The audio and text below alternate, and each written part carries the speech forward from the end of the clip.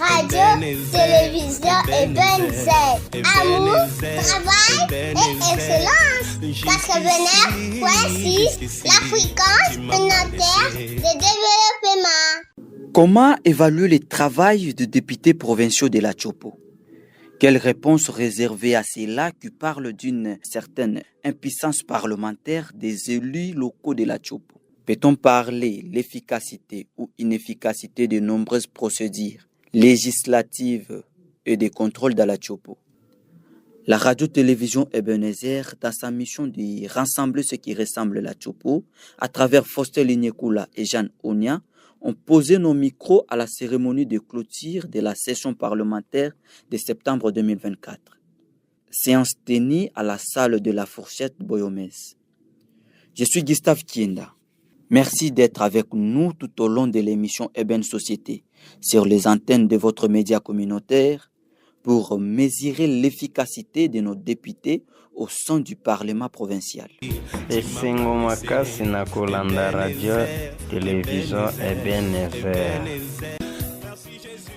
Les députés provinciaux de la Tchopo sont en vacances parlementaires depuis le 30 décembre 2024.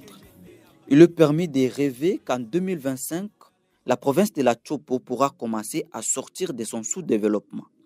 Si l'on s'en tient à l'une, voire l'unique décision radicale des élus provinciaux sur l'exploitation des ressources minières, c'est l'un des aspects qui ressort du rapport de la session parlementaire de septembre 2024 qui s'est clôturée le 30 décembre dernier. En présence du gouverneur des provinces, Paul Ndongoli Alibabonga, et du maire de la ville, Deli Likunde, la lecture du rapport des activités menées par l'Assemblée provinciale élue par le député rapporteur du bureau, Gilles Youma. Cette session de septembre qui se clôture ce jour a été ouverte exceptionnellement le 27 septembre 2024 suite à la participation de l'honorable président à l'Assemblée générale de l'Association internationale des régions francophones à Paris du 1er au 4 octobre 2024 ainsi qu'à l'absence de l'honorable vice-président. La session ordinaire qui se clôture ce jour a connu au total des réunions de la conférence des présidents, dont ligne élargie aux membres du gouvernement provincial. 11 séances plénières publiques, un huis clos ouvert et 5 huis clos fermés. C'est au cours de la séance plénière du 29 octobre 2024 que les honorables députés provinciaux ont examiné et adopté 23 matières inscrites au calendrier des travaux de la session ordinaire de septembre 2024. Cependant, ce calendrier est resté ouvert à toute autre matière jugée utile par la plénière. Les matières retenues dans le dit calendrier des travaux sont réparties de la manière que voici. Nouvelles matières, arriérés parlementaires, contrôle parlementaire, audition des rapports des commissions et des missions. La session ordinaire de septembre 2024 étant essentiellement budgétaire, l'Assemblée provinciale a analysé, jugé recevable, examiné en commission et voté le projet de budget des finances pour l'exercice 2025, ainsi que le projet de dits contenant le budget rectificatif exercice 2024 à l'unanimité. Et c'est au cours des plénières du mardi 10, du samedi 14 et du vendredi 27 décembre 2024. En effet, le bureau de l'Assemblée provinciale s'est chargé de sa transmission au gouvernement provincial pour sa promulgation dans les délais. Au cours de cette session ordinaire de septembre 2024, plusieurs commissions spéciales et missions d'information ont été constituées. Il s'agit notamment de la commission spéciale chargée de contrôler les finances de la province de la Tchopo au 2e et 3e trimestre de l'exercice 2024. La commission spéciale chargée de l'élaboration du rapport de gestion du bureau de l'Assemblée provinciale de la Tchopo. La commission spéciale chargée de l'élaboration de la dotation de l'Assemblée provinciale de la Tchopo pour l'exercice 2025. La commission spéciale chargée de l'examen du projet d'édit contenant le budget de la province de la Tchopo pour l'exercice 2025. La commission spéciale chargée d'élaborer les rapports synthèse des rapports de vacances parlementaires de la session de mars 2024. la mission d'information effectuée dans les sociétés minières à Bafasséné, la mission d'information sur l'organisation et le fonctionnement de l'inspection principale provinciale de l'éducation nationale Tchopo 1, ainsi que l'utilisation des fonds des épreuves certificatives de l'année scolaire 2023-2024. La mission d'information sur la légalité et la conformité de la suspension de l'inspecteur principal adjoint en charge de l'administration et finances de l'inspection principale provinciale de la formation professionnelle émise par Mme l'IPP. La mission d'information sur l'organisation et le fonctionnement de l'Office de contrôle des postes et télécommunications de Kisangani. Au cours de cette session ordinaire de septembre 2024, 5 rapports de commission ont été auditionnés, à savoir les rapports de la commission spéciale chargée de l'élaboration de la dotation de l'Assemblée provinciale de la Tchopo pour l'exercice 2025, le rapport de la commission spéciale chargée de l'élaboration du rapport de gestion du bureau de l'Assemblée provinciale de la Tchopo allant de février au mois de septembre 2024, les rapports de la commission spéciale chargée d'élaborer la synthèse des rapports de vacances parlementaires de la session de mars 2024, les rapports de mission effectués dans les territoires de Bafasséné et les rapports de la mission effectuée dans la province du Haut-Katanga dans le cadre d'échanges d'expérience. Au cours de cette session ordinaire de septembre 2024, qui se clôture ce jour, le bureau de l'Assemblée provinciale de la Tchopo a réalisé plusieurs activités. Il s'agit de 4 réunions des membres du bureau, dont l'une tenue à Lubumbashi, 12 parades hebdomadaires au sein de l'Assemblée provinciale, la participation de l'honorable président à l'Assemblée générale de l'Association internationale des régions francophones à Paris du 1er au 4 octobre 2024, la participation de l'honorable président au dîner des pères de la République démocratique du Congo aux États-Unis d'Amérique à Arlington, dans l'État du Texas, la participation aux États généraux de la justice de la République démocratique du Congo à Kinshasa, la participation à la réunion ordinaire du comité de coordination du site COSI de l'Institut congolais pour la conservation de la nature à Kindu, la participation à l'atelier de renforcement des capacités et d'échange d'expérience entre l'Assemblée provinciale de la Tchopo et celle du Haut-Katanga à Lubumbashi, la supervision des élections des membres du bureau dans certaines commissions permanentes pour combler les postes vacants, plusieurs audiences accordées pour ne citer que celle-là. Au cours de la session ordinaire de septembre 2024, la participation moyenne des honorables députés provinciaux aux séances plénières se présente comme suit. Présent 88,2%, absent 2,3%, esquivé 9,5%. Des visites de marque. Plusieurs personnalités de marque, aussi bien nationales que provinciales, ont honoré l'Assemblée provinciale de la Tchopo pour leur visite. Il s'agit de M. Théma Prosper, du programme de l'Agence belge pour le développement en sigle ENABEL, M. Godefroy Alita, chef du bureau GGA Bar Saïdé, Mme Lotte Debriem, ambassadrice adjointe de Belgique, Mme Sophie Gérard, conseillère à l'ambassade de Belgique, M. Paul Guzmund, conseiller à l'ambassade de la République d'Allemagne, M. Patrice Leroy, ambassadeur de la France et conseiller politique, Mme Francesca Fabre, conseillère politique, ambassadrice de l'Union européenne, Honorable Irène, députée provinciale élue de Tanganyika, Chansal Borukola, coordonnateur Aïe Fibao, M. Kalala Kabangé, directeur du cabinet adjoint de son Excellence, M. le vice-premier ministre, ministre de la fonction publique, la délégation de Sénarec conduite par Mme Mad Baza. Des séminaires et ou ateliers de formation. Il s'agit de relever ici la participation des honorables députés provinciaux au séminaire et ou ateliers organisés en leur faveur. Il s'agit de l'atelier de formation des membres des RECAPAV sur les activités de vaccination organisées par la DPSTO, l'atelier de renforcement des capacités sur l'examen et le contrôle du budget de la province, l'atelier sur le lancement officiel des initiatives à résultats rapides en faveur de l'Assemblée provinciale de la Tchopo organisée par Sénarec avec l'appui d'Enabel. Des événements malheureux. Au cours de cette session ordinaire de septembre 2024, l'Assemblée provinciale s'est heurtée à des difficultés de plusieurs ordres, allusion faite essentiellement au paiement irrégulier des frais de fonctionnement de l'Assemblée provinciale par le gouvernement de la République. Ajoutez à cela l'état budget du siège de l'Assemblée provinciale et des équipements informatiques des différents bureaux, lesquels ont poussé les bureaux de l'organe délibérant d'entamer en toute urgence les travaux de réhabilitation des grandes envergures. C'est ici à la satisfaction de toute la population de la province de la Tchop en général et de la ville de Kisangani en particulier. La session ordinaire de septembre 2024 qui s'achève aujourd'hui a été essentiellement budgétaire, mais aussi émaillée de beaucoup de pesanteurs politiques, notamment l'examen et l'adoption du programme d'action du gouvernement provincial qui a conduit à l'investiture de ses membres. Ainsi, en termes de bilan, les résultats de cette session ordinaire est largement satisfait.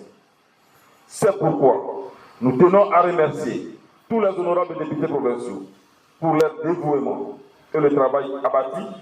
Ma joie, c'est aussi et surtout quand j'écoute la 89.6.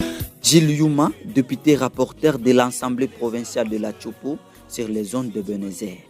Vous avez une idée des problèmes que les élus provinciaux trouvent comme état ce qui gangrène la province de la Tchopo. Pour remédier à cette situation, le président de l'Assemblée provinciale exhorte le gouverneur des provinces à œuvrer pour servir le peuple. Invite Paul Ndongolia à s'investir pour être crédible aux yeux de ses citoyens. Veillez sur les gens qui s'enrichissent derrière les dos de la province de la Tchopo, dixit Dr Mathéus Kanga.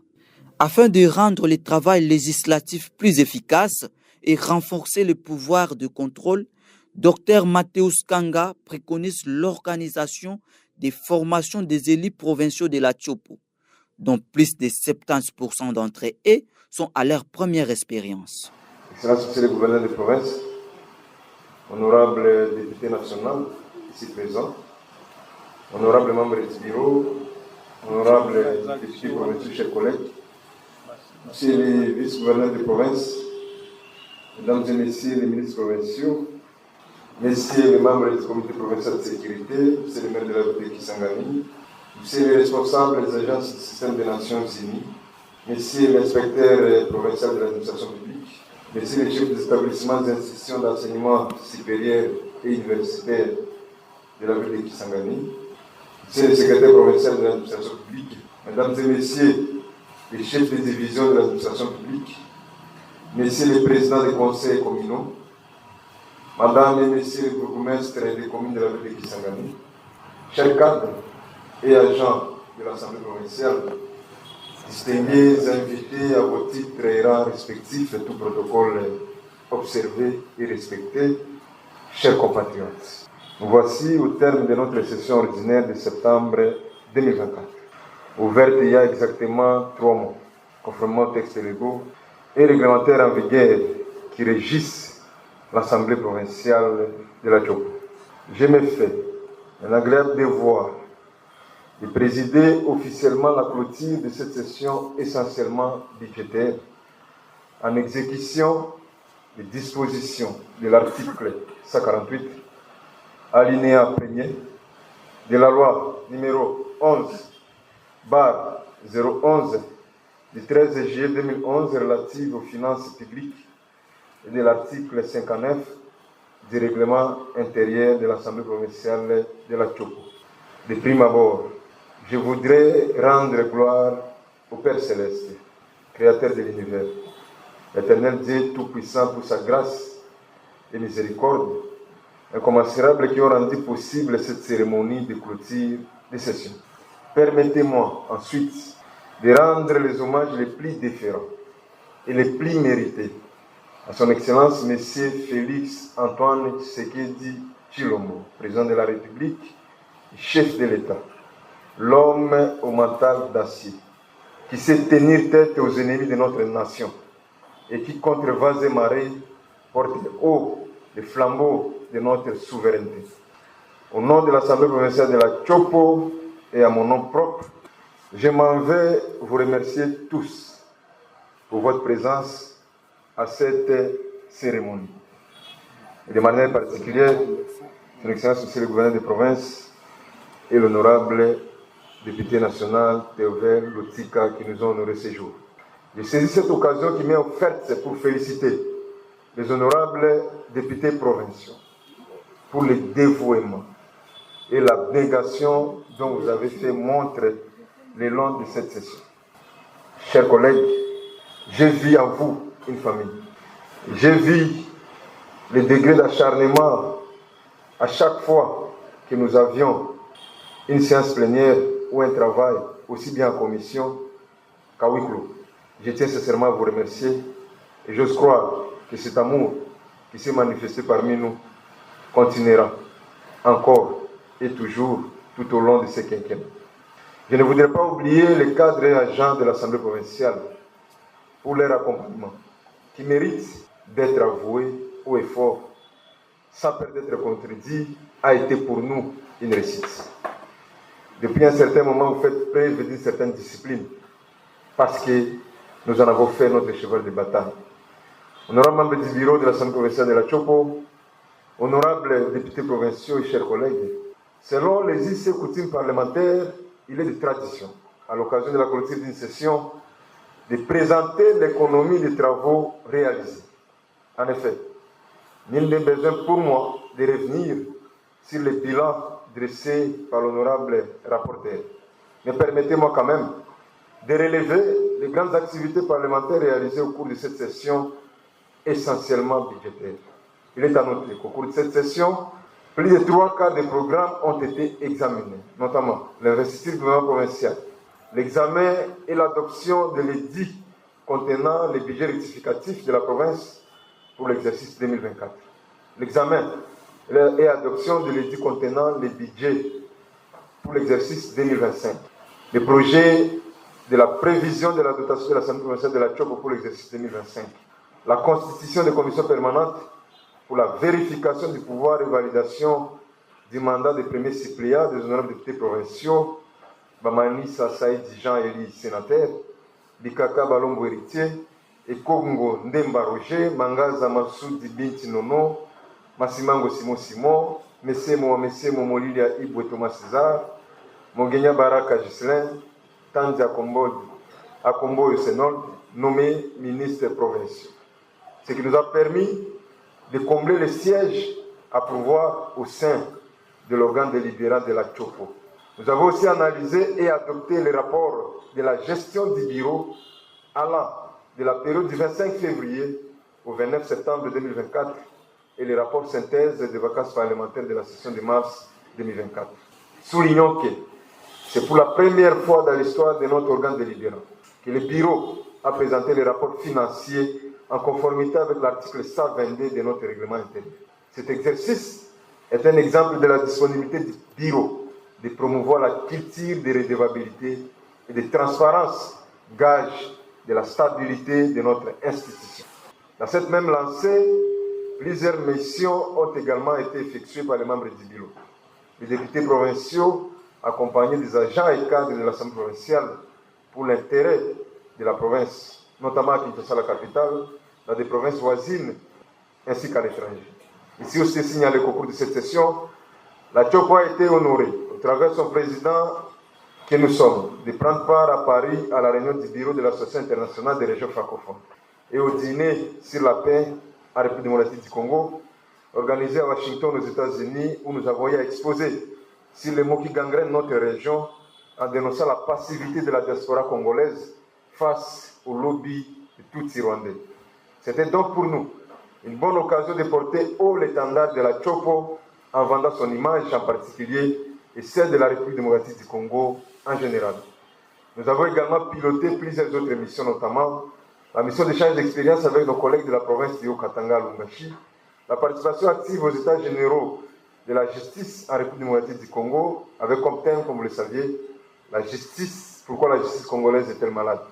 La participation à l'ACADEMIE à la 11e session de la conférence des gouverneurs, la participation à la réunion de la coordination du site du parc de Lomami à Kindu, nous avons diligenté plusieurs missions d'enquête, dont celle relative à l'exploitation illégale des minéraux dans notre province, sans respecter les clauses et les textes légaux et réglementaires en vigueur qui régissent les codes miniers par les exploitants artisanaux du secteur minier République démocratique du Congo et les expatriés, ayant conduit au vote par la plénière de la résolution adressée au gouverneur des provinces sur la suspension des activités minières sur toute l'étendue de la province de la Chopo, afin que l'ordre soit rétabli dans ce secteur et que la province puisse en tirer au maximum profit.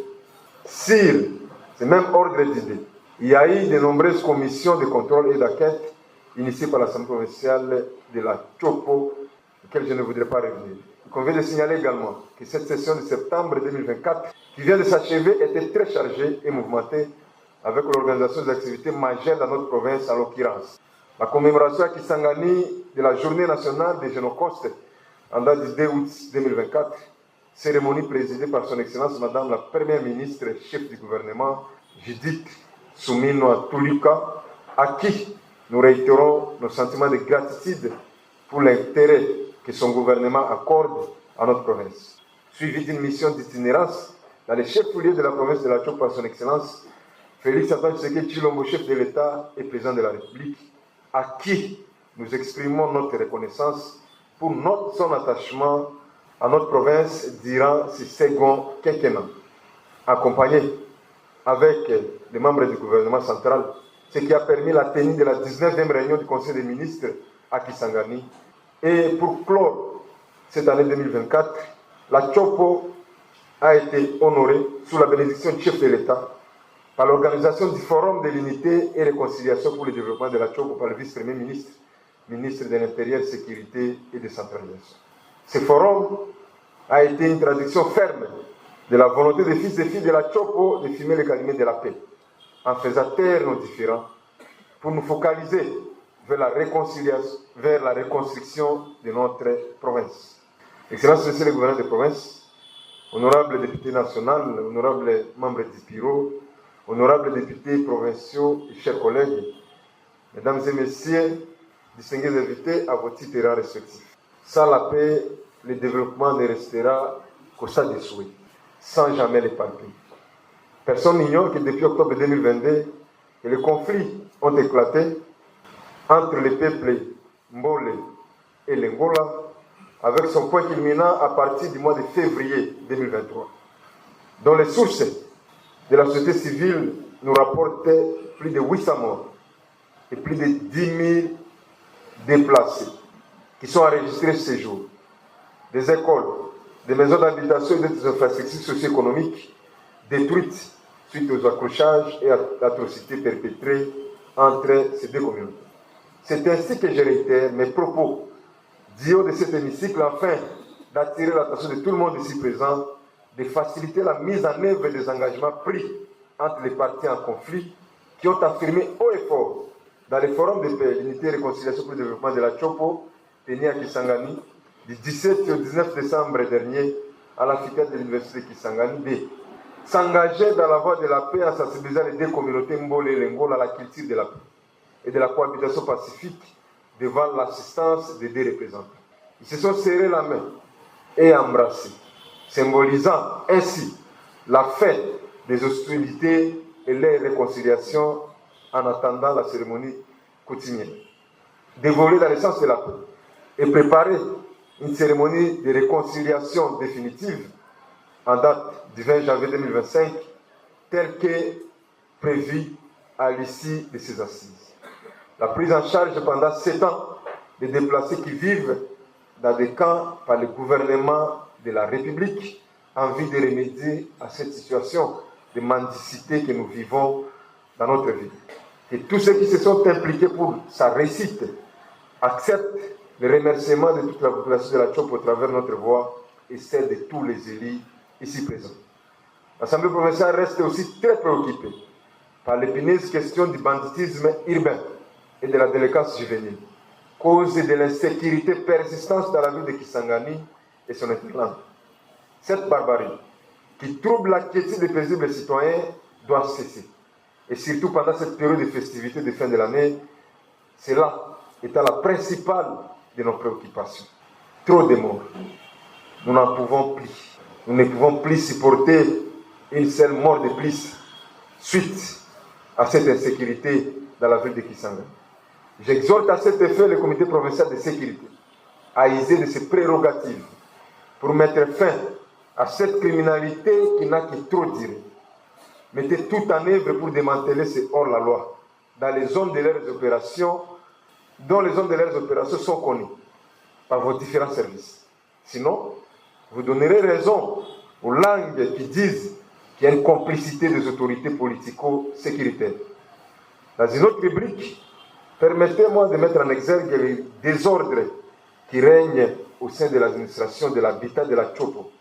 En effet, le libertinage dans lequel travaille cette administration est non seulement la cause de l'instabilité de la ville de Kisangani, mais aussi et surtout une source de désordre qui dépasse les limites tolérables, faisant perdre à l'État et à la province une bonne partie de son domaine immobilier, en plus du fait que la ville a perdu toute sa beauté et sa splendeur. Voilà pourquoi l'Assemblée provinciale recommande au gouvernement provincial de prendre des mesures qui sont les siennes et toutes les dispositions pour mettre hors d'état de nuire tous ces actes posés par le chef de division provinciale de l'habitat et qui, de ce fait, mettent à mal notre ville et la salissent. Je ne peux passer à autre chose sans interpeller le gouverneur de province sur l'état de la voirie urbaine, notamment le boulevard Lumumba, son trajet allant du centre Simama vers le collège Maïli, l'axe de la 18e artisanale, l'axe de la référence Kabondo, l'axe orphelinat ADC Limangase, l'axe ancien Goudron Chopo, surtout de la 10e avenue jusqu'à la 14e avenue. Je demande au gouverneur de province de faire passer les engins sur ces axes pour résoudre non seulement les problèmes de circulation, mais aussi les problèmes de l'insécurité, car ça permettra une intervention rapide des forces de sécurité. S'agissant de l'exécution de la décision du chef de l'État relative à la suppression des barrières, j'invite le gouvernement provincial de prendre les dispositions idoines, précisant les points de perception des recettes fiscales par les agents de fisc de la DGPT et supprimer toutes les barrières tracassières et illégales sur les routes, fleuves Congo et les rivières, dans le respect strict de l'arrêté pour répertoriant tous les postes de contrôle dans notre province. Honorables membres du bureau de l'Assemblée provinciale, honorables députés provinciaux, très chers collègues, la République démocratique du Congo, comme nous sommes de le réitérer, fait face à l'épidémie de pox, avec un taux de contamination et de mortalité très élevé. Une maladie très contagieuse et la CHOP, notre province, n'est pas épargnée. J'en appelle à la responsabilité de chacun de nous à se protéger et ainsi protéger les autres. En sensibilisant la population pendant cette période de vacances parlementaires à se faire vacciner et respecter les mesures telles que dictées par les autorités sanitaires. C'est de cette manière que nous pouvons lutter contre et éradiquer cette épidémie dans notre province. J'invite également tout le monde ici présent à s'impliquer avec le réseau des parlementaires qui a été mis en place et installé ces jours pour la vaccination en vue de promouvoir la culture vaccinale dans notre province et lutter contre les maladies évitables par la vaccination. C'est donc une occasion pour nous de demander au gouvernement provincial de prêter main forte au programme élargi de la vaccination pour que nous puissions quitter la 25e place que nous occupions jadis et regagner les hauts du tableau parmi les provinces qui se comportent mieux en matière de vaccination. Honorables membres du bureau de l'Assemblée provinciale, honorables députés provinciaux, chers collègues, vous avez été à la hauteur de votre mission pour cette deuxième session ordinaire. Et une fois de plus, vous méritez des fleurs de ma part et de la part du bureau. Recevez donc mes très sincères félicitations. Je suis convaincu et même très convaincu que nous continuerons avec le même rythme de travail et qu'ensemble, nous planterons les jalons dans les limites de nos compétences d'une province autre que celle que nous connaissons aujourd'hui. Excellences, messieurs les gouverneurs des provinces, la Chopo fait face à de multiples défis. Et je suis convaincu que vous ne cessez de mesurer l'ampleur et la complexité de la tâche qui est la vôtre. Je vous exhorte, Excellence, c'est le gouverneur, qu'une bonne politique est celle qui sert véritablement le peuple. Votre crédibilité à l'égard de la population de la Tchopo et de l'Assemblée provinciale sera prouvée uniquement par la bonne gouvernance, car celle-ci est à considérer comme une mère qui donne naissance à plusieurs enfants qui sont, entre autres, la transparence, la redevabilité des comptes devant les Tchopolaises et Tchopolais, le sens de responsabilité, les actions de l'intérêt général, la justice, voire même l'égalité de tous devant la loi, l'égalité de toutes les filles et les fils de la Tchopo de tous les territoires confondus. Excellence, Monsieur le Gouverneur, si c'est vraiment vrai que le taux d'exécution du budget de la Tchopo pour l'exercice 2024 est de l'ordre de 46% ce jour, avec possibilité d'atteindre 62%, comme cela nous a été dit lors de la présentation de l'économie du projet de dit rectificatif de la plénière du 27 décembre devant les honorables députés de la province de la Tchopo, il y a lieu de vous féliciter pour cette performance. Car le taux d'exécution du budget pour les premiers semestres de l'exercice en cours était très faible, de l'ordre de seulement 14%. Et donc vous rappelez que nous avions même dit que le gouvernement provincial, qui a hérité des passifs et des actifs, méritait même les NAF. Mais aujourd'hui déjà, la mention satisfaction vous revient bien. Et nous espérons, avec l'accompagnement de mon institution, les taux d'exécution dédiés contenant le budget pour l'exercice 2025 sera encore très élevé que celui de l'exercice 2024. Donc nous souhaitons donc que vous puissiez finir avec la mention grande distinction. Concernant les recettes fiscales et non fiscales mobilisées par la DGRPT, je vous rappelle, j'y reviens, nous y martelons de veiller sur le coulage des recettes provoquées par cette dernière. Vous venez de procéder à des nominations. Nous croyons que les choses vont changer sur terre et que les pratiques auxquelles sont habitués certains agents verrés vont cesser, dont certains ont pris l'habitude de s'enrichir au détriment de la province. Tchopolaises et Tchopolaises, c'est notre province. Nous devons nous en soucier tous et veiller à ce que les paix que nous avons puissent profiter à tous. Il est également à savoir que l'on peut atteindre les assignations, voire même les dépasser, et que les recettes générées puissent servir pour l'intérêt général. Mais si les conditions de travail de nos frères et sœurs qui travaillent au sein de la régie ne sont pas améliorées, croyez-nous, Excellence, nous continuerons d'y revenir, mais ce sera sans succès. Nous vous prions donc de mettre en place des mécanismes pour améliorer également leurs conditions de travail et leur traitement. Excellence, Monsieur le gouverneur de province, honorable député national, membre du bureau de l'Assemblée provinciale de la Tchopo, honorable députés provinciaux, chers collègues, mesdames et messieurs les membres du gouvernement provincial, distingués invités, avant de clôturer mon allocution, chers honorables députés provinciaux, j'aimerais demander à l'Éternel Dieu Tout-Puissant de vous accompagner et de vous bénir richement durant les vacances parlementaires. Je vous invite également à l'observance de l'article 117 du règlement intérieur de l'Assemblée provinciale de la Tchopo sur le temps qu'un député provincial peut passer lors des vacances parlementaires dans son fief électoral. Et je tiens à présenter à vous tous présents, ainsi qu'à toutes vos familles, mes vœux les meilleurs de santé, de prospérité, de succès et de longévité pour l'année 2025. J'ose croire que si les premières vacances parlementaires ont été difficiles pour les uns, personne n'aura d'excuses cette fois-ci. Mais le bureau n'hésitera pas de rendre publique la liste des députés provinciaux qui ne vont pas se rendre en vacances parlementaires afin que la population en tienne compte. Honorables membres du bureau de l'Assemblée provinciale, honorables députés provinciaux et chers collègues, mesdames et messieurs, je ne peux clore, chuter, sans présenter mes vœux les meilleurs à son Excellence, Monsieur le gouverneur de province pour l'année 2025 ainsi qu'à toute son équipe. À vous tous ici présents, acceptez également nos vœux les meilleurs pour l'année 2025, que nous osons croire sera une année beaucoup plus meilleure pour notre province de la Tchop. Une année de la stabilité de ces institutions, une année de son décollage tant attendu par les filles et fils. Avec espoir de vous retrouver dans notre temple de la démocratie à la session de mars 2025, je déclare close la session ordinaire de septembre 2024. Je dis et je vous remercie. Esengo makasi na kolanda radio télévision Ebenezer. Radio-télévision Ebenezer, l'émission Eben Société produite par Faustin Lunyekula et Jeanne Onia touche à sa fin. Gustave Kenda vous dit mille merci de l'attention à nos programmes.